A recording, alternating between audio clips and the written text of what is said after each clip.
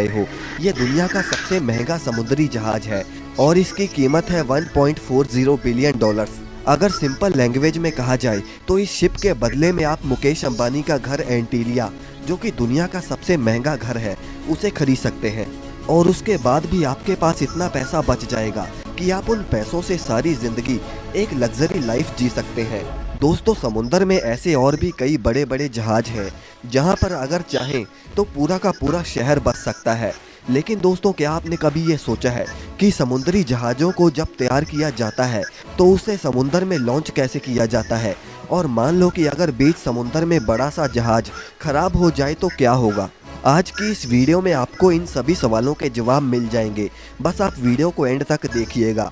और अगर अभी तक आपने इस चैनल को सब्सक्राइब नहीं किया तो इसे सब्सक्राइब करके अपना काम जरूर पूरा कर दें। तो चलिए वीडियो को शुरू करते हैं। दोस्तों, इन जहाज़ों को देखकर आपके मन में भी सवाल जरूर आता होगा कि आखिर इतने बड़े बड़े जहाज़ों को बनाया कैसे जाता होगा। दरअसल इन जहाज़ों को बनाने में करीब 3 साल का समय लग जाता है। अब सबसे बड़ा सवाल यही है कि इन्हें बनाया कहाँ जाता होगा। अब इतने बड़े जहाज को अगर समुंदर से दूर बनाया जाए तो इसे समुंदर तक ट्रांसपोर्ट करने में करोड़ों रुपए खर्च हो जाएंगे और इसीलिए ऐसे शिप्स को समुंदर के पास ही बनाया जाता है। अब इसके लिए किनारे पर जहाज से बड़ा एक स्पेस बनाया जाता है जहां पर वो पूरी जहाज बनाने के लिए मैन्युफैक्चरिंग प्लांट को बना सके। अब उस जगह से सारे पानी को निकालकर उस पानी वाली जगह को ठोस बना दिया जाता है और वहीं पर सारी मशीन्स और वर्कर शिप्स को बनाने का काम शुरू करते हैं और वहीं पर खड़ा किया जाता है कई मंजिला शानदार जहाज। दोस्तों, शिप में हमेशा ब्रॉन्ज धातु का प्रोपेलर लगाया जाता है और हमेशा प्रोपेलर्स की गिनती एक से ज़्यादा ही होती है, क्योंकि जितनी तेज प्रोपेलर घूमेंगे जहाज उतनी ही तेज़ी से चलेगा। और सिर्फ ब्रॉन्ज मेटल इसलिए यूज़ किया जाता है कि ब्रॉन्ज धातु कभी खारे पानी में जंग नहीं पकड़ता। दोस्तों, अब जहाज बनकर तैयार हो गया, लेकिन सवाल ये आता है कि इतने बड़े शिप को पानी में कैसे उतारा जाता है। वैसे शिप लॉन्चिंग के समय अगर जरा सी भी गलती हुई तो करोड़ों रुपए का नुकसान हो जाता है।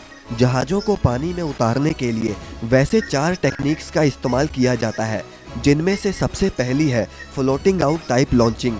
दोस्तों, फ्लोटिंग आउट लॉन्चिंग में जिस जगह को समुंदर किनारे जहाज बनाने के लिए खाली किया गया था उसे दोबारा पानी से भर दिया जाता है और उसे समुंदर के पानी से मिलाकर जहाज को धीरे धीरे पानी में लाया जाता है। अब नंबर 2 पर है ग्रेविटेशनल टाइप लॉन्चिंग।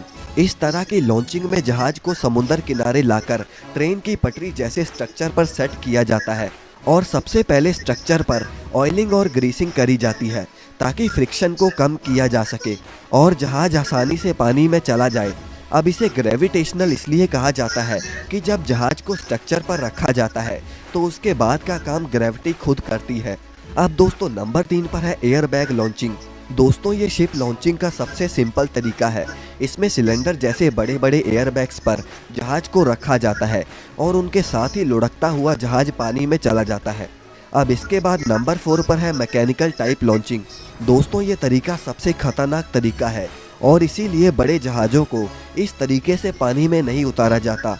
इस तरीके में ट्रक या क्रेन की मदद से शिप को उठाकर पानी में रखा जाता है, जो कि काफ़ी रिस्की काम भी है और इसीलिए इस तरीके से बस छोटे मोटे जहाज ही पानी में रखे जाते हैं। अब दोस्तों, आइए हम बात करते हैं कि क्या होगा अगर कोई बड़ा सा शिप समुंदर के बीचों बीच खराब हो जाए। दोस्तों, अगर ऐसा होता है तो शिप पानी के बहाव के साथ बहना शुरू कर देगी। वैसे तो आजकल शिप में हमेशा 2 इंजन होते हैं, जिससे अगर एक इंजन काम करना बंद कर दे तो दूसरा टेम्परेरी इंजन काम में आ जाता है। और मान लो कि अगर दोनों ही इंजन खराब हो जाए तो फिर शिप में हमेशा एक इंजीनियर होता है और उसके पास हमेशा एक्स्ट्रा पार्ट्स होते हैं जिन्हें वो इमरजेंसी के समय इस्तेमाल करके ठीक कर सकता है। अब अगर मान लो कि शिप में वो ज़रूरी पार्ट ना भी हो, फिर शिप वालों को एक टग बोट अरेंज करनी पड़ती है, जिससे वो टग बोट उस खराब शिप को खींचकर किसी नज़दीक के